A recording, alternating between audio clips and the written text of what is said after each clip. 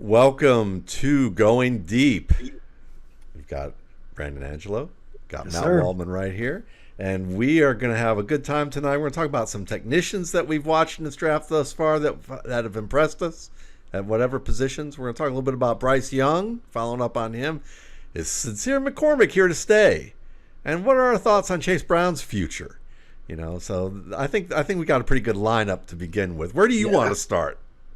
Oh man. I think Bryce Young. Okay.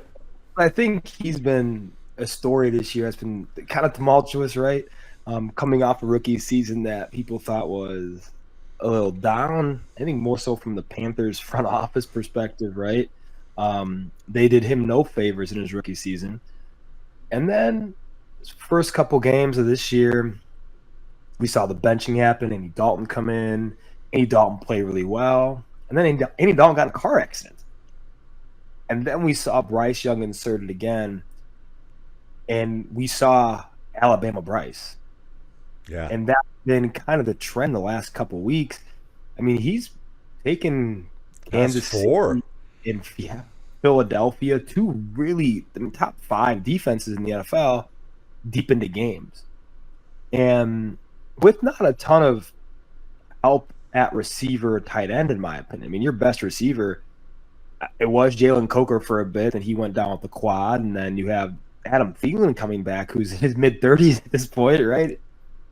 But he's been really interesting to watch because I think there's a lot to be said about the development of the quarterback in the modern era. And we talk about this a lot. And a big part of it is not trying so hard to play on schedule, right? Just kind of being who you are as an athlete, as a quarterback, how you see defenses, what your tendencies are, and understanding them, but also to playing within them. And I think that's what Bryce Young is doing. We're seeing more creativity. We're seeing him be more confident. That's a big one with him. The confidence has been massive, right? We're seeing him be a more confident passer, but also confident making plays with his legs. And that's been a big part of his development is being a more confident playmaker, right? So for me, I think his trajectory right now is the arrow is pointing way up. I mean, you go get him a weapon like Tet McMillan or some of these other guys in this class that can make an impact on day one, or you go get a big time free agent like T. Higgins, right? You get a veteran or something like that. So to help him out some more. But I'm really been intrigued with what he's been doing, and I'm happy to see Alabama Bryce kind of rear his head again. Yeah, no, I'm sold. I'm totally sold because what you're seeing is a guy who's far more comfortable in the pocket. He's staring down the barrel of the gun when they're coming at him, and he's making good adjustments with reading blitz disguises. When he sees the blitz disguise, he has the answer now. He seems to be Yep. confident about his answer. And that Alabama Bryce Young was that kid that you'd watch and you go, did he mean to throw that with that level of anticipation, or was that just a lucky accident? Yeah. There were some plays like that against Happy accident. LSU where you look at that and go, yeah, it's hard for he keeps doing it, so I believe it, but I'm still a little skeptical that he's throwing Right. this ball with this good of placement and that kind of anticipation. But now you're seeing it and you're going, yeah, this is the kid from like modern day. This he looks like he did in high school, which is even Yeah, no better. kidding. So yeah, I mean, if Xavier Leggett could hold on to a couple of balls, they might have won both those games.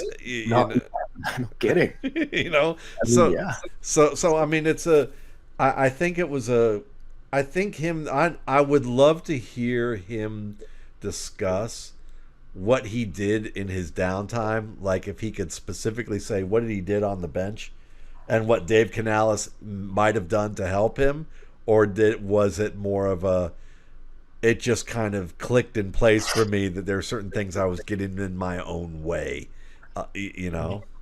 That's really interesting. I think we kind of, I mean, there's three guys this year, I think, that the game has slowed down for after they've either been benched or injury. Bryce Young, obviously, Anthony Richardson, and Will Levis, right? And I think we're seeing when you take a step back and you kind of look at what you did wrong and you realize that it's not a physical traits thing, that's almost more comforting. Yeah. And I think that's a big part of their development is I think a lot of us too think that all these guys need X amount of physical traits to play in the NFL, but really it's kind of marrying the cognitive traits and having answers for different situations that arise in a game. And those inventory of answers do not appear on day one. It's an inventory, right? The more you play, the more expansive it becomes. And also, too, there's an inventory of answers you can only get by watching. Yes. And that is really important and impactful, right? You see Anthony Richardson, same thing. I mean, he saved their season against New England 2 weeks ago and, led a game-winning drive, touchdown, and 2-point conversion. But there were throws in that game that he would never have made 4 or 5 weeks ago. And it wasn't because he's much more talented, but it's because he has answers now to those questions. He has answers now to what defenses are giving him. And that's a big part of it, right? I mean, same with Will Levis, still like a totally different quarterback than early on in the season when we were having memes every other week. And that's a big part of it, right? It's just the inventory of answers is much different on field and off field, right? And you're seeing somebody, especially like Andy Dalton's great mentor to learn from, Joe Flacco as well, of guys who have those answers, who aren't as physically talented as you are. Yeah. So that makes you kind of feel like, if they have answers to that, I definitely do as well. And then those answers that you have can be much more impactful because you can add to it with the physical traits that the athlete possesses, right? So that's kind of my inkling on it. But I would love to be a fly in the wall, in that QB room when they're discussing, disguises and what you're looking for when you're checking to a run, and especially when, I'll be honest, when Bryce played Steve Spagnuolo, I mean, that's one of the best defensive coordinators you can say of all time, right? He's a great. And Bryce went toe-to-toe with him and Patrick Mahomes with a less than stellar unit, mind you. I mean, the Kansas City defense runs laps around the Carolina Panthers offense from a skill position perspective, right? And that's always funny when players rise to that level where their offense isn't. So you look at why, and a lot of it comes down to what we've been talking about is he had answers to questions. Yeah. And that's a big part of it, I think, during his break from being a starting quarterback in the NFL. He was able to kind of expand his inventory of those and answer some of the questions that he might not have had on field. Yeah, and I think to add to your point, it's that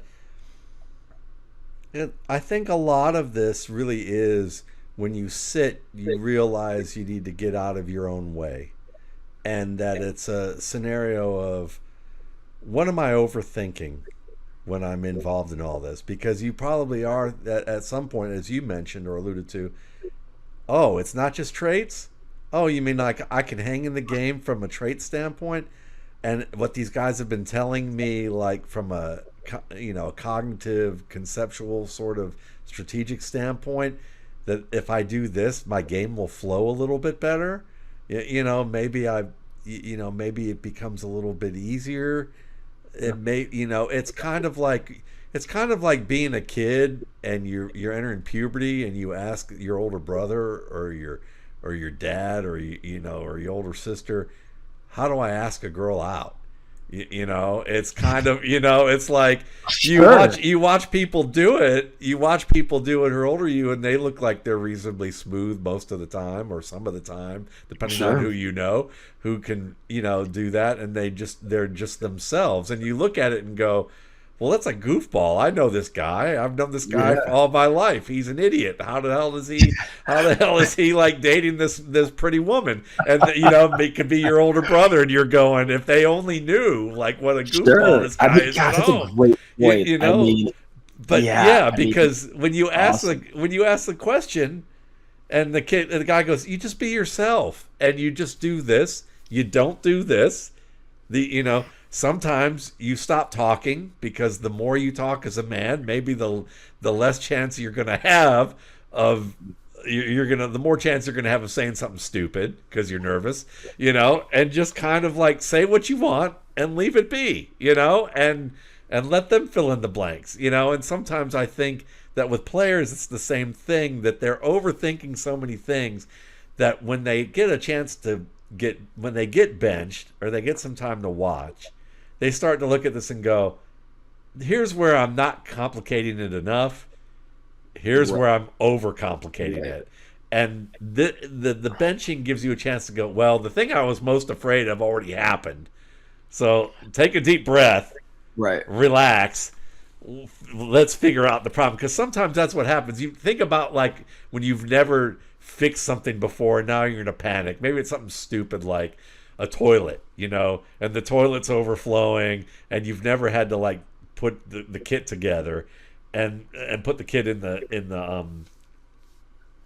tank, and you're looking at directions and the directions are half-assed or you didn't understand them or whatever, or the part, you know, you got it from Home Depot and somebody's returned that part, that box like 5 times, so it's taped up in 5 different ways, so you don't know you have everything or not, you know. And then you're in the middle of doing it, and finally, like you've done it a couple times and you screwed it up, and finally you just take a deep breath and go, okay, seriously, is it really this hard?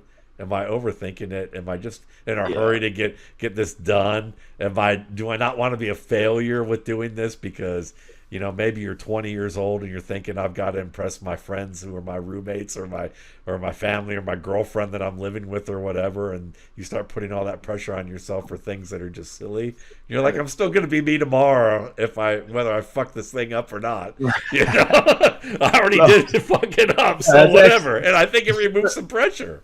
It's a really good point. I mean, I think the pressure part's interesting because I feel like a lot of times, like young quarterbacks in particular, try to live up to kind of the pinnacle of who they are athletically, right? Whatever like superpower that they have, and they pass up the easy.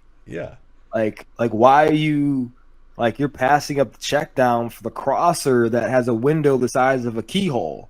Like that's the stuff that's like you see it a lot, and I think guys like that, you know, Young and Richardson in particular, have kind of figured out you don't have to hit the ball into a keyhole all the time. There's moments in games when that skill set is needed, right? But there's moments in games when you can just take the easy out, live the fight another down. And I think that like them not having that perspective of being a superhero all the time. And Anthony Richardson made a great comment today on an interview by his locker after practice, and he was like, look, like there's sometimes, you know, I need to be Superman, but there's a lot of time I can just be a normal dude and just distribute. And that's the beauty of the position is you can be a normal dude and just distribute the ball and be the point guard of an offense. And there are times that call for the extraordinary, but that's very few in a game, right? But those are what make players great, is when that extraordinary shows up in high leverage situations, for sure. When you play music and you're like, say, an improviser, sometimes part of it is like the people who get up on stage with all these, they get a chance to get up on stage with somebody who's really great and they're young or they're immature, they play a shit ton of notes. And then they like get lost in the form, and then they end up like, you know, something goes dastardly wrong sometimes if they don't really know what they're doing. Where it's like, no, man, just stick to the melody. Play melody. Just play off the melody, you know? And sometimes I think it's the same thing with, like you said, with quarterbacks. It's just like, the melody here is distribute. Throw the ball away if nothing's there, you know? Don't take sacks. You know, don't extend plays backed up in your black area. You know, to throw the ball. It's okay to throw the ball. Live another day, because they've told Anthony that a number of times before every game. I've heard it on mic, but I think it's one of those things that you hear it, but you don't really hear it. You know, and I think that's what happens. Auditorily, you're getting it, but then you don't actually understand what it means. It's like someone telling you that you're being passive aggressive, and you've heard the term before, but you've never like had someone point out to you that when you say, you know, I can't even remember a good version of that, but when you say something like, "Fine, I'll just go ahead and sit here and freeze." You know, when someone says, "Are you cold?" You know, instead of saying yes, someone points out you do that.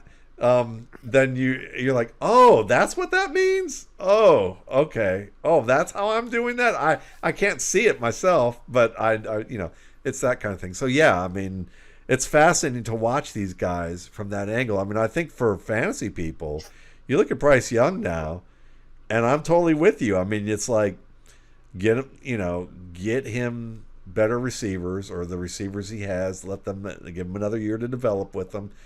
And I mean, shit, he made David Moore look like an every week starter in that Chiefs game. David Moore looked better than he ever did as a Seahawk, when he was promising as nothing but a deep threat. He was literally winning like a possession player, and I was just sitting there watching that and going, this is fantastic. Bryce Young was deadly in that game. No, absolutely. But yeah, I mean, it's been exciting to watch, man. I think that's been fun. I mean, at the back half of the season, that's been one of the more fun developments, is just watching him just kind of grow week to week. In that Eagles game, and man, he was dueling. Like, it was like they should have won that game. Yeah. I mean, yeah, I think they toast the Cowboys this Sunday too, which is gonna be fun. Yeah. But yeah, I mean, he's playing great ball, man. I'm excited for his future, and I think you're absolutely right. If you're a fantasy person, like, he's someone like you're trading for, because I'm pushing the chips in with you, because he's gonna be fun, man. I mean, you get him some weapons, and then you're hitting the ground running. Yeah, because he's not a runner. He's never been really a runner. He's just a mover. He's like Mahomes in the way that Mahomes can run. Let's put it that way. But Mahomes buys a lot of time and finds the ball. 100%. I think Bryce is more in that range of things than he is like maybe Jaden Daniels, where it's like, I think he's more of the like Russell Wilson. Yes. Of the kind of the being more of like the improviser. But the thing that I think he does a little better than even Russell did was the on schedule stuff. Yes. Sometimes Russell just couldn't turn it off. Yeah. For sure. And so that's the biggest thing. And I think later in Russell's career, especially now, I think he's kind of learned because he has to. Yeah. Right? He doesn't have the weapons to, to do what he did with, obviously. But I think that's a big one. But yeah, I mean, Bryce has been just fun to watch, man. Yeah, no doubt. So, well, let's go over to the AFC and talk a little bit about Chase Brown. Cool. So I know you've been a fan of Chase since his Illinois days, and even before that. So what are your thoughts? Do you feel like that this is? Are we looking at a running back one in fantasy? Are we looking at a guy, or should we maybe tailor our expectations to something a little bit lower just because of the way the offense is built? Sure. What else do you think he can improve upon that could get him to the tier there where you think he's capable? It's a great question. I think he's a back-end RB1. I think he has the capability to really be a big-time player in that offense and a key piece, especially next year. So if they don't bring back T. Higgins, right, your two best offensive weapons, and Chase Brown, Jamar Chase. And I think with Chase Brown, where he can improve, the biggest thing, I think running with a little better tempo. I think he kind of has that Phillip Lindsay to him in a good and a bad way. And just kind of is a little more of the road runner. It can kind of get in trouble because he doesn't play behind his pads enough. But I think we've seen the development of Chase Brown coming into the league, and now he's really developed into an every down back. He's more proficient in pass protection than he was. He's a great pass catcher out of the backfield, and he just provides an explosive element that offense was greatly missing, especially with Zach Moss. And I'll be honest, with Joe Mixon at times in the past couple of years, we didn't see explosive Joe Mixon. And I think Chase Brown offers you a different element that offense, especially being the AFC, is going to desperately need, with keeping up with the Buffalo Bills in the world and the Kansas City Chiefs and the Miami Dolphins with some high-octane offenses. I think he's a really good player that's just going to keep getting better. Do I think he's better off adding another guy as a complementary piece to steal 30% of the touches? Sure. Yeah. I think absolutely, right? I think he can be a really efficient back, but right now he's a ton of volume, right? He's receiving 8% of the snaps since Moss went down. It's a huge number, right? That obviously comes back down to the median, regresses probably next year, a 75-25 split with someone that they either sign or bring in off this rookie class. But yeah, I think honestly he's someone that provides a really interesting element of he's an explosive playmaker as a runner and as a receiver. And Zach Taylor seems to really like him. That's a big one, right? He trusts him. And that's been interesting to see, in the media. Zach Taylor interview today that I listened to, and he's talking about Chase Brown. He's like, look, he's everything that we thought he'd be, and he's going to continue to be the guy going forward. And we don't want to deviate away from that because he's been so good in situations where we need him to be. And that's a big one, right? It's hard to trust. It's hard to trust rookies. And it was even hard to trust rookie Chase Brown, right? So I think he's going to continue to get better, continue to ascend.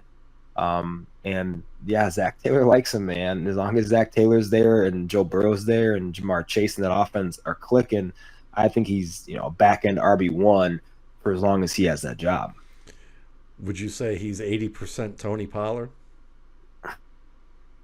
Or would you put another guy to his name or to a different percentage? Tony Pollard is actually really interesting because they're similar players. I think they're similar, and I think Tony is a better receiver than Brown, naturally. Brown is a better interior rusher than Tony Pollard is. But I think they're both best in a 70%-ish role, 65%-ish role. But I think it's a great comp for him, and a big compliment because I think Tony Pollard has been a really good player. I think probably the biggest one, he's a little bit of Chuba Hubbard. Yeah, okay. I can see that. I can see that. I think, Tony Pollard, Chuba Hubbard, those are starting running backs in the NFL. Yeah. Right. And for quite a while now for Chuba, because he's earned it, and now it's the unfortunate Jonathan Brooks injury. Chuba's gonna be the guy in that offense. Dave Fennell doesn't want to take him off the field. Yeah. That contract looks a little smarter in injury hindsight now, doesn't it? 100% does. Wow. Yeah. 100% does. Yeah. So what about going from guys like that to our UDFA from UTSA, Sincere McCormick? Is he here to stay? I think he is, and I was diving pretty deep into his game because, I, like a bunch of others, waivers hit, right? Yeah. And I remember him out of UTSA. I liked him. I liked the explosive capabilities. I liked the early Excel stuff. But then towards ACL, right? And then didn't really see a lot of time. Then I remember in the preseason, I was trying to watch Dylan Lowby, actually, which is funny. And he kept popping. And I'm like, is that McCormick from UTSA? And it was. And then he got his shot. And I'll be honest, he looks every bit of a starter in this league. We're talking about the through contact work, the explosive capabilities that he has in early Excel that can get him to the second level. And obviously some of the stuff in pass pro and as a receiver he can clean up. That was never really his thing, in my opinion. But it's been interesting because you look at the Kansas City defense that he went against. Only back, since last year to have over 60 yards against them. And then at over 5 yards a clip. That's impressive. Steve Spagnuolo, the interior of that run D with Chris Jones and company is fierce, one of the best in the league. And he did well. And he's continued to show it, and that staff seems to want to give him the work. They named him the starter this week, which is huge, and Alex Masson's healthy, and obviously Alex Masson, we all know he's just a dude, right? But yeah, I think he could be. It'll be kind of a test to see what he does over these, next 4 weeks or so, to see if he continues to get better. Does he backtrack? Because if he does, it's one thing I'll say about that that Raiders team, it's one less thing for them to worry about next year. They have a lot of holes to fill. And if they can take one off their plate and just insert Sincere McCormick as a starter, I'm sure they'd love to do that. He'll probably have some competition next year from a deep RB class, but I mean, if they like him and he sticks around and starts, I'm not surprised. He's played well enough to earn that right now, and we'll see if he keeps it. Yeah, no, I would say this. I liked what I saw of him coming out in a gap scheme. And I thought that he fit gap scheme running better than zone scheme running at the time. Like he could press in a zone scheme, but he didn't press deep enough to really look at him and go, that's an advanced decision maker in Sure. that scheme. But, the Raiders, they run a lot of gap stuff. It's a really good fit. He's decisive. He's a tight crease runner. He hits those things the way he's supposed to, and he bounces off hits, like you said. You can see that contact balance is really strong.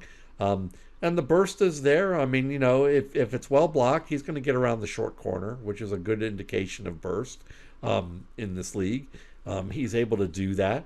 So, yeah, I mean, I think that there's a chance for him to compete for a significant role on that roster, regardless of whether because I'm sure, with the Raiders, I would think, if we're going to say that the Raiders drafting is better than Mark Davis's haircuts, then not that I'm one to talk about haircuts, but we can, the fact that if let's hope that it is, and if that's the case, then we would probably see running back no earlier than the 4th or 5th round. But Right. in this class, it's a strong enough group that you might be able to land a diamond in the rough in the 4th or 5th round who actually has value to compete with McCormick, or if Lobby takes another step, then that could be worthwhile, that you could have McCormick and Lobby as a kind of a 1-2 punch possibility. And again, of course, if White's still there, I don't know if he's going to be still there or not. I don't think so. Yeah. Yeah. Yeah. I don't think it's interesting because it just kind of, obviously beginning of the year, they want to give White a lot of the work. But I think you kind of found in a gap team in particular, if you have to take the edges, take the short corner, right? He couldn't do it because he can't get curve linear. Like, hey, that's just, it is downhill or bust. And he just doesn't have the movement quality to do it. And McCormick does. Madison does not. Abdullah's not as powerful enough through contact to get through some of the short wraps and the single arm stuff you see from tacklers. But McCormick can. Yeah. And I think that's a big deal. If they keep some of that staff together, I don't know what that looks like for them next year with Pierce and company. They might move on, they might not. But yeah, I think you're right. He's good enough to get a look next year. And and that's hopeful. That's good to be hopeful about that, So, all right. So, well, we've kind of blown through these pretty fast. So let's wrap this up with who are some of the best 1 to 2 technicians at any position you've watched thus far in the draft for this 2025 draft class that you would want to share, that you like, someone that you watched and you said, regardless of whether he's going to be drafted with a strong capital or not, I really like what I see with his technique. 2 guys. One guy is an obvious one, but I think it's unique because he can be a boots on the ground player and play the ball in the air really well. Travis Hunter, man. I mean, I think what I was surprised about was how he developed as a receiver.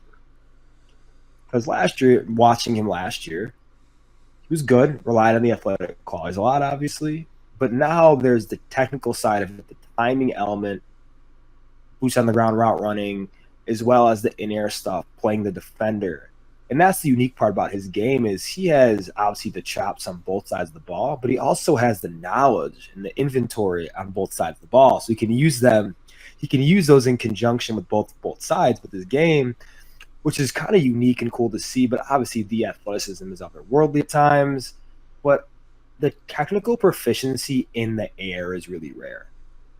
Just being able to go up with timing and understanding how much space he has, the room he has against the defender, really unique. And then marrying that timing on the defensive side of the ball with breaking out routes and things of that nature where he's playing against a receiver, but he sometimes knows what's coming before the receiver does. From a technical perspective, too, he's really good with his hands. But he's one of those guys I think that's really rare in this era to see someone advance at two sides of the ball. We don't see that ever, and I'm excited to see if he continues to play on both sides of the ball at the NFL level. I think he will, and I think one of the bigger reasons is he might be worse if you take one away.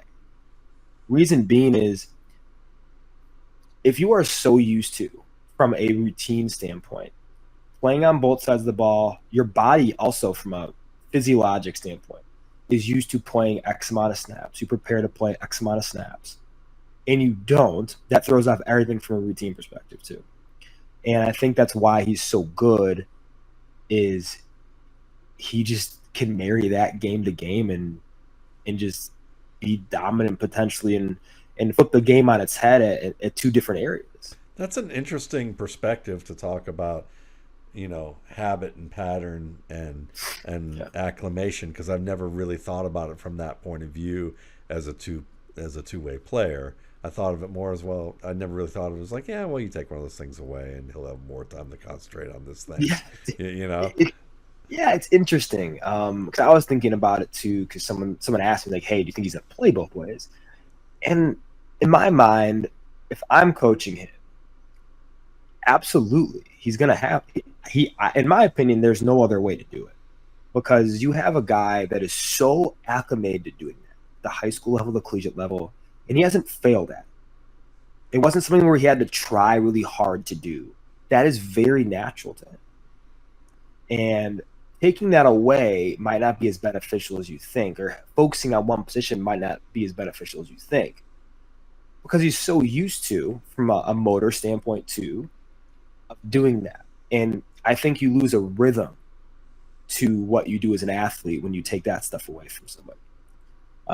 And I think that's a big deal. And I don't think people are talking about that a lot, but I think for me, that is a reason. If I'm an NFL, decision maker, there's no way he's just playing one position, whether a receiver or corner or whatever, right? I'm giving him snaps on both sides of the ball, and fairly significant snaps too, because I want him to be the best he can be. And a guy like that, who's so in tune with how he's moving and what's going on day to day, he makes the decision in terms of that, because he's a starter on both sides of the ball for, any NFL team. Yeah.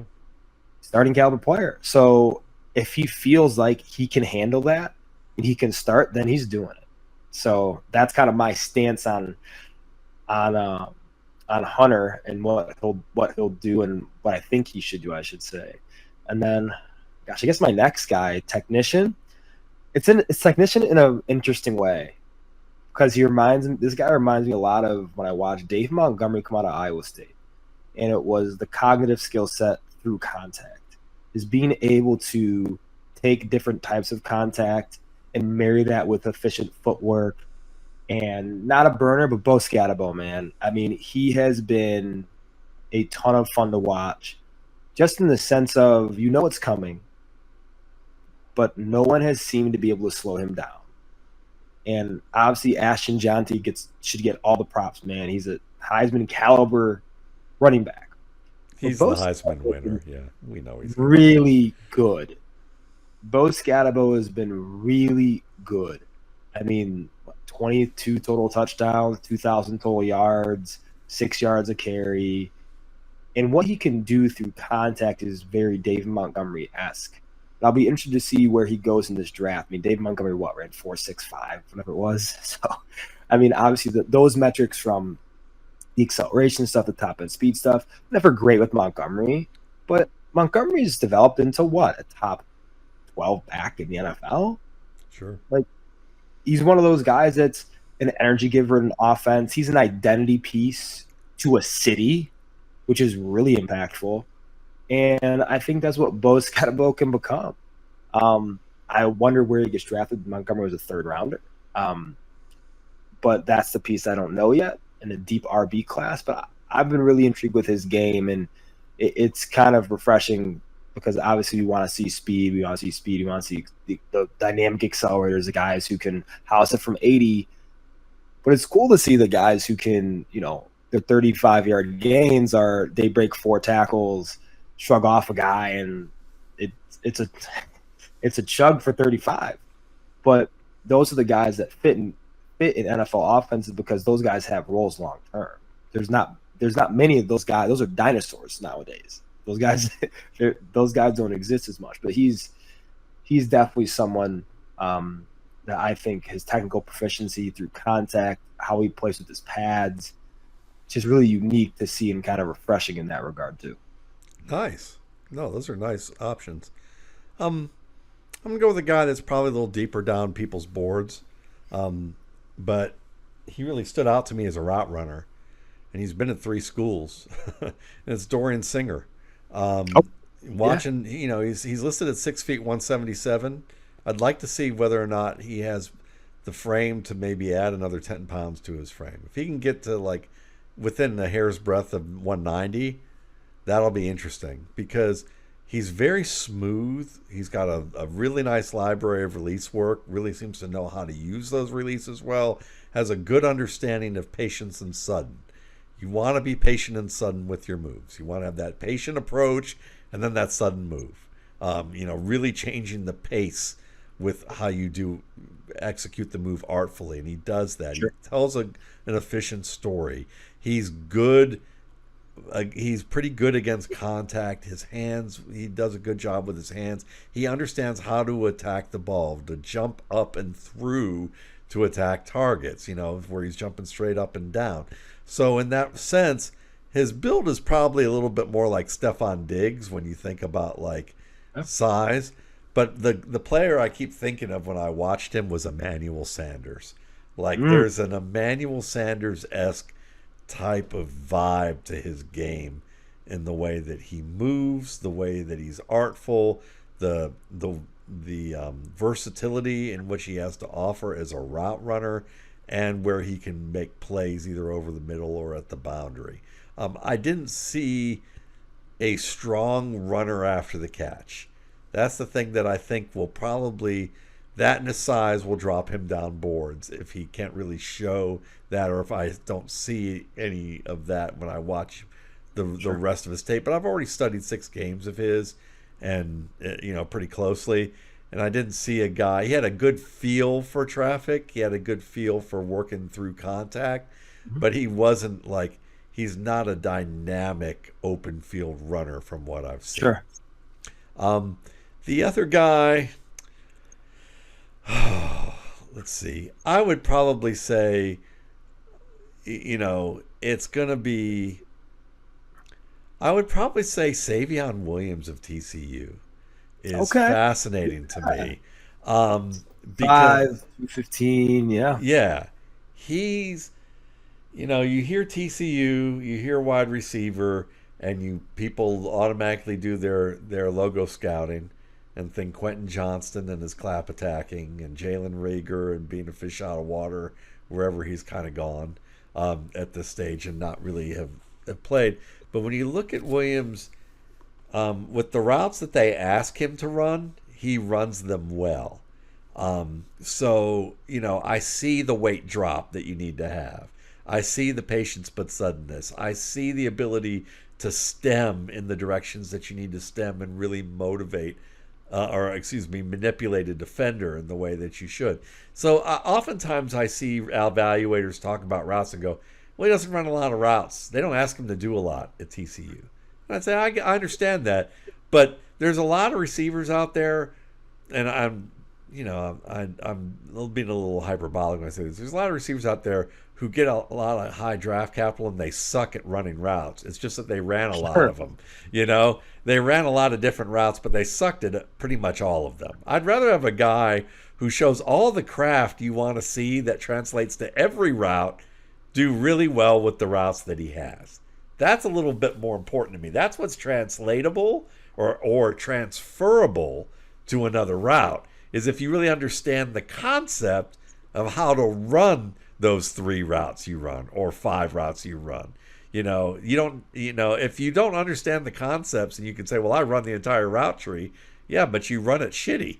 So what's the point, Right. you know? So Williams seems to run the routes well, and then the thing that separates him from a guy like Josh Doxson and Quentin Johnston is this dude can actually go up and win the football. Um, this guy understands what a jump up and through looks like, which hands attack he should use to get the ball, and they throw to him in clutch situations. And he's not the guy that you go, well, let's throw it to him 5 times. If he makes 2 big plays, we might be in the game. This is a guy that we go, all right, we need this. We need this to tie the game, and we're targeting you, and you're going to get ping ponged off 2 guys. He's going to come down with it. He catches them low and away, low and behind, high, high in between defenders. He has a good feel for winning the ball against contact as well as in stride or in just targets that you've got to catch in the NFL that aren't always on point, like Sam Darnold type of targets. Right. That I would joke. Sam's played well, but like Sam's scrambling around, and maybe the ghost of Adams Gase past is blitzing him at one moment, and he's got to slide over to one side. And he throws the ball, and it's like 2 feet behind the break path. Well, you got to catch that, and he's got 2 receivers that can. Savion Williams is a guy that can do that. So it's interesting with him because on the one hand, you watch his game and you go, there's a little Cordero Patterson with him in the open field. He's not as great as Patterson was, but there is some of that ability to do some excellent things at his size. And he has contact balance, which for a wide receiver, it's kind of rare to have the contact balance that he has. But on top of it, he's better than the logo that people have used to stamp the scouting reports. Yeah, and that's the tough thing. It can be hard to get away from. Even though Quentin Johnston's been better, obviously, than he was his rookie year. But yeah, it's gonna be tough. But yeah, I like Savion Williams, man, a lot. I think obviously the size sticks out to you. And this is not a great receiver class, in my opinion. No. Right? At the top, especially, right? So there's gonna be some guys that emerge, especially after the combine, after the Senior Bowl, that you see kind of bump up people's lists. And he's definitely one I could see because there's not a lot of those type of guys in this class. Obviously, besides Ted McMillan, there's not really a guys that I can name off the top of my head that really impressed me in terms of having the size, the physicality to be ball winners in the NFL. And that's hard to find. And I think he's definitely, you're absolutely right. I think he's a guy that can do that and that can move up people's lists. Yeah, there's so far from what I'm seeing, and I've watched a lot of the top guys, or the guys that I hear are top guys on the list, and I would say there's maybe one guy right now who might fit in with the past 3 to 4 classes as like a top 5, top 10 guy, probably more like a top 10 guy based on however your grades look. And then the rest are guys that when you look at the actual score, like that I give them, they're all guys that could develop. I mean, they're all guys that you look at in 3 years and you're like Marvin Mims. Like you look at Marvin Mims and what he's done the past couple weeks. Like you can look at him and go 3 years later, you go, yeah, all right, now we're talking. Maybe they found a spot for him. This is going to work. He's starting to figure it out. And he can be a weapon force for the next 7 to 8 years if he sticks around. But they're also equally as capable of being guys that you go, yeah, whatever happened to that guy? Oh, well, he's been on that roster since his rookie deal's lining up, and it's going to be over. But he's going to wind up another roster, and he'll be a backup there. And you'll hear his name every once in a while in 4 and 5 receiver sets. But that's really about it, unless somebody goes down and gets hurt. Chris Conleys of the world. There's a lot of Chris Conleys types in this draft where it could go either way. Does it become a Nico Collins or does it stay Chris Conley? Sure. And I think that's what you're looking at with these guys. Yeah, 100% agree. Yeah. Well, listen, folks, this is always a blast. You can catch us every other week with the draft coming up. We're going to have we're going to have a lot more to be able to talk about. We'll enjoy talking about the playoffs, everything like that. You can follow, Brandon Angelo somewhere to follow you on Twitter and on Blue Sky or wherever else we are now that they've Yeah, split all Blue this shit up, Sky. right? Man, Blue Sky, Red Rose, I don't know, man. On X, I guess it's called now, Yeah, right? right. At Angelo_fantasy. And then you could check out angeloanalysis.com, have the stuff from last year up. Working on 2025 class, obviously, as we kind of get towards bowl season. But yeah, it's going to be a lot of fun breaking down these guys. Have kind of dove in a little bit more to the quarterback class. I'm starting with those and then kind of getting through the running backs, receivers, and the tight ends. And the tight ends, I think, preliminarily, that's going to be, I think, might be the deepest class, maybe even deeper than running back, which is really interesting to see. Nice. Well, great. Definitely he does great work. You definitely want to check out the subscription service. The newsletter that he had that comes with it is really cool. I definitely recommend, checking out what he has available. The RSP is the pre-draft is pre-ordering for the pre-draft, post-draft publication is available now at mattwaldman.com. And you get a discounted price at $19.95 through the 21st. And then it'll go back to $21.95. So if you're holding fast and waiting for that period to end so that you can pay full price, like some of you crazies always talk about to me that you'll do, you can do that afterwards. But if you haven't tried it out yet, you want to give it a shot. It's probably by far the best thing that I do in this space. So you can check it out at mattwaldman.com. And you can let me know what you think from there. It'll be available for pre-order. I'm actually opening. It's available to buy either using PayPal or Stripe this year. So you got two different forms of payment, and that's where we're at. So again, on behalf of Brandon, thank you, folks, and we will see you in a couple weeks. Yes, sir.